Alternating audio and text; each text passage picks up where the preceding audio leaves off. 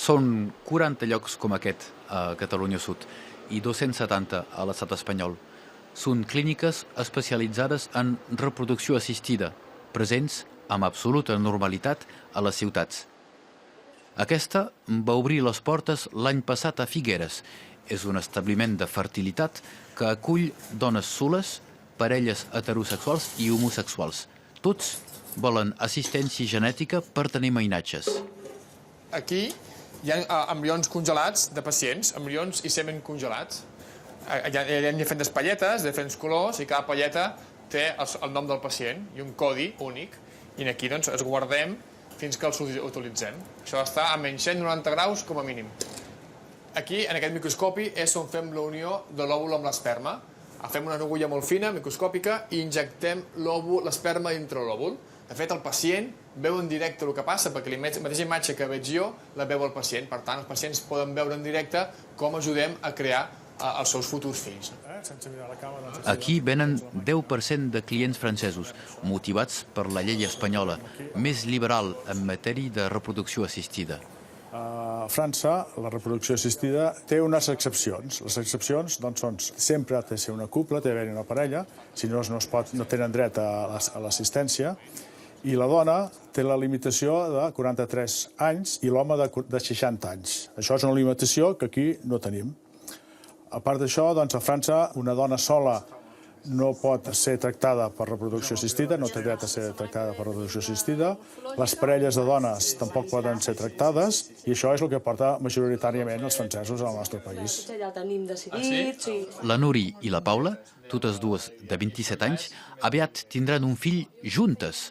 La Núria ha rebut al ventre un embrió, concebut per la trobada entre un òvul de la Paula i l'esperma d'un donador.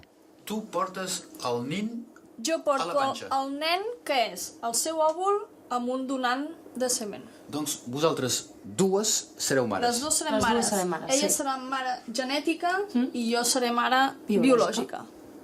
Llavors, de la mateix nen, les dues serem les mares. Tindrà una part de les dues. La nostra idea és, després d'aquest embaràs, i al cap d'uns anys, fer-ho al revés. Ser jo la que porti un nen o una nena, és a dir, girar els papers. Per obtenir resultats, la clínica de Figueres mira d'humanitzar al màxim el seu treball. Un treball eminentment tècnic i científic. Totes les parelles que venen, al llarg del procés de fertilitat, passen per diguéssim, com una muntanya russa d'emocions. Emocions que poden passar des de la tristesa, l'alegria, la frustració, la decepció, les pors, les ansietats, i és molt important que tinguin un recolzament des d'aquesta perspectiva i sempre des de l'empatia. Considerem que cada pacient és únic i que és molt important que així ho senti. L'assistència a procrear costa 900 euros per una inseminació clàssica i més de 8.000 euros per implantar òvuls externs fecundats per esperma extern en l'úter d'una dona. L'Anna i en David són un altre cas de reproducció assistida. Han fracassat 5 cops en tenir un mainatge. Ara esperen procrear gràcies a l'esperma d'un donador. Nosaltres tenim un problema i és un problema cromosòmic. Que quan ella va fer els òvuls, els 4 primers que vam analitzar tots tenien problemes genètics. L'avantatge de poder fer aquesta investigació i mirar a veure si són bons o no és que els 11 que hem analitzat en ha sortit un de bo.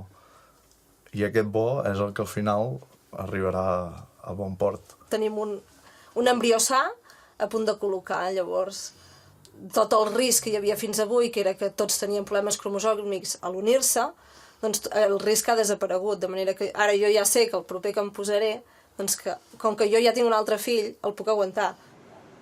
La reproducció assistida té límits ètics, la salut de les mares i dels mainatges i la selecció genètica, una veritable barrera moral que convé de respectar, malgrat les possibilitats de la ciència.